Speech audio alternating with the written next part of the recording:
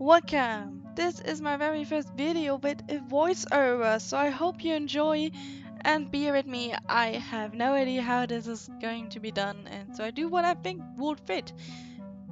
And probably recorded this 3,000 times already to have this final version.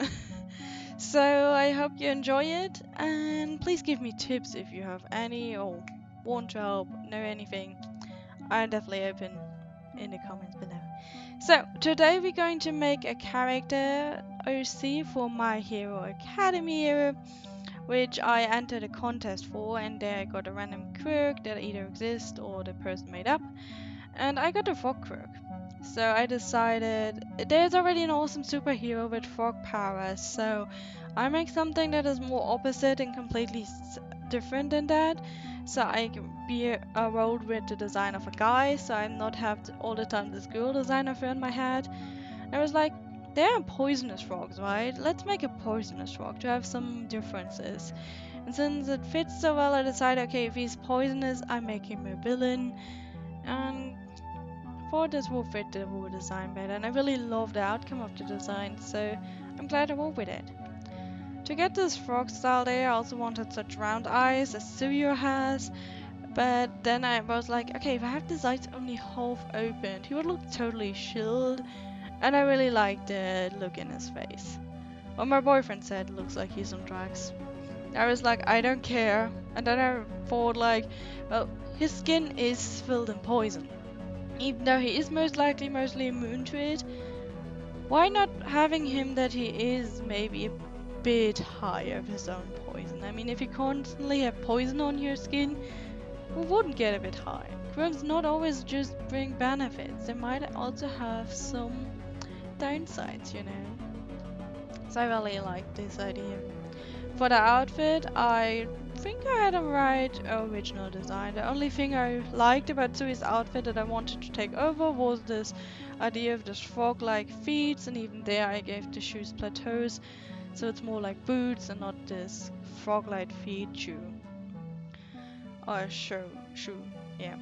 And yeah, I left his upper body naked because I thought, okay, if his skin is all full of poison, then he wants to have much skin as possible free, so his enemies that he fights against get in contact with it and better infected with this poison. And then I had the idea, okay, do I want to really have it free or not? So I decided to give him a jacket, which he can wear outside of fights, and especially if he walks around, because if you walk in a crowded land like Tokyo and Japan, Tokyo is a city, you want a jacket to not always inflict everyone you touch, right? So I definitely like the design I got for the jacket down. And yeah, for the neck, as you can see, I gave him such a huge chunky collar and made a little skull on it, which you unfortunately cannot see so well. I hope they will be better seeable when I make the concept. But I still like the idea of having this huge chunky neckless collar with the skull on it. Also, I was thinking like maybe it's a frog-like skull. That would look cool. Then he has this glove in his hand that also has protection for others, which he can take off in fights to have more free skin to poisonous people. The boots, as I already said, are these frog-like shoes with a lot of also of this belts around it, because I think this huge chunky belts fit really nice in the outfit design of My Hero Academia. He also has one on his trousers around his belly, because yeah, I was like, okay, I need to have some huge chunky belts to look out, to stand out, to give him some characteristic outfit design. The trousers are simple, and I made them only one color because I wanted some simple colored thing that gives him like the army look maybe as well on the trousers. I really enjoy that around badass guys. And that's basically what I did. The proportions maybe not completely perfect, especially around the hand I'm drawing currently and the way how he sits, but I think for my own experience I did quite well. I really see how I improved over time on this stuff, and I really enjoy it, especially practicing a guy that is half naked. and I really haven't done much of the muscular upper body of a man so far. It was quite fun to practice that. So, since I draw so rarely guys, I had a lot of fun practicing my guys drawing techniques there. Also, I really fall in love with his boots. Like these huge chunky boots that, in my opinion, fit perfectly into the series. I just think they look perfect. I like their design, especially when I made the outline around them. I noticed that I really enjoyed the design more. I made it a wool shape. I defined the shape better with the outlines, since it's all clear, and I really enjoy it. I hope you like them too. And that's probably the base idea of the design. Oh, Billy can see this character in the League of the Villains because he has this I don't care lifestyle in his face already written, in my opinion.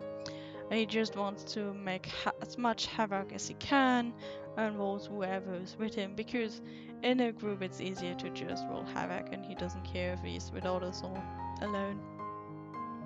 So I think really he could fit into the design of the League of the Villains. Definitely would have a lot of fun to be bad to all the students. And yeah. For the colors, I wasn't sure which skin color to take at the beginning. I was for a moment thinking about a darker skin. Then again, a brighter skin as Tsuyu has. Then I went for a medium. Also made some shading and lighting in the early state because I wanted to make sure this is really the skin tone I like and how I want it to look like, as I wasn't sure which skin tone I really want to go with. Also helped me to define a bit more of the upper body, as I wasn't sure how good I get the muscles done. But yeah, for the hair I went with darker blue and a little touch of turquoise already in this direction.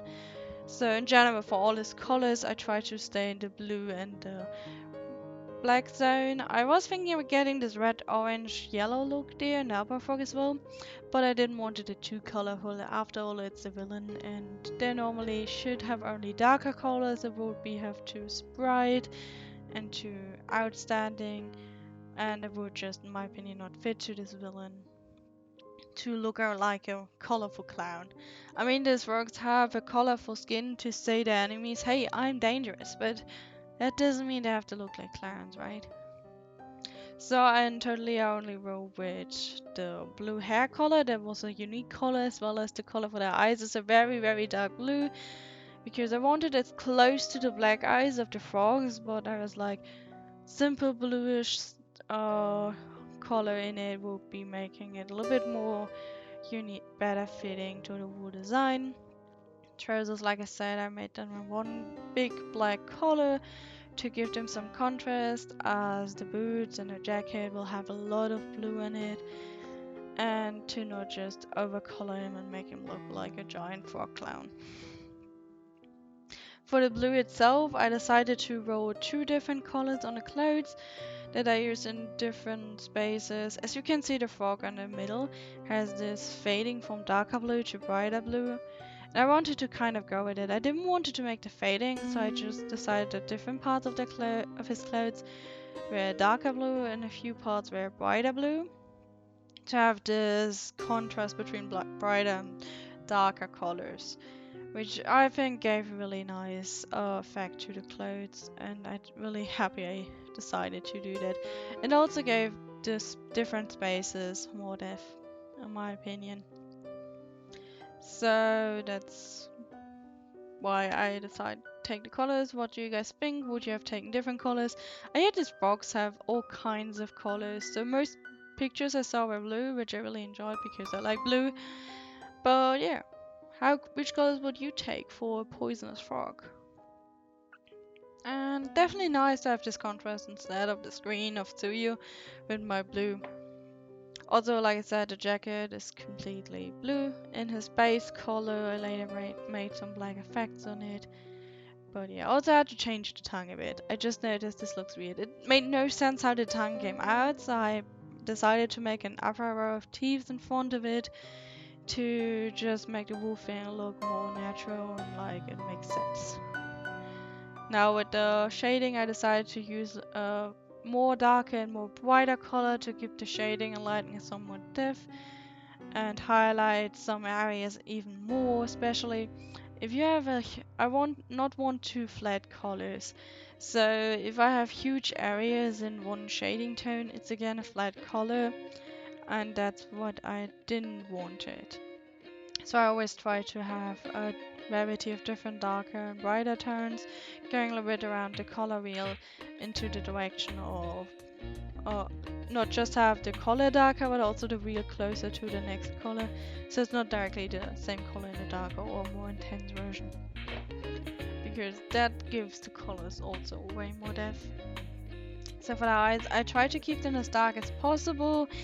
As I said, I wanted the black style, and also with the black, I did make my best to give them two different shading colors, even though the darker the color is, the black is very dark.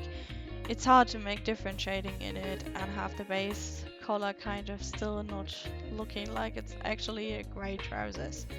For most parts I gave this extra shine in it to have the leather look. I didn't want the leather look on the trousers itself because I thought that would make the trousers look outstanding. I didn't want it in full leather, that would look weird. So for the jacket I wanted the pattern of the frog. So I made later this black spot on it, as you can see now, and I made them getting smaller and less as more it's go down. So at the top he has, like on the back of the frog, these huge spots, and when it's going down, the smaller spots, making a really fancy pattern for the jacket, all based on that frog. So for the outlines I gave them a simple little brush strokes on it with the colors fitting to it to make the outlines not just black. I always like it when outlines seem softer by making it in the similar colors as to the field decor outline. And I just make a simple coloring. I take the airbrush tool and use some colors over it. It's okay if it's not completely perfect, as long as just make the whole thing look softer. So for the background, I wanted simple thing. I made this frog skull I made on the neck. I wanted to show it, so I decided to put it on the background. And otherwise just simple dark colors to highlight the whole thing. And yeah, that's it. I hope you enjoyed the video. Do you like your voiceover thing? Should I do it more often? I maybe not can do it always, but I really enjoyed making this voiceover, and I hope you enjoyed it as well. So yeah. Thank you guys for watching. Let me know if you want to see more of this voiceover stuff. And I see you next week. Bye bye.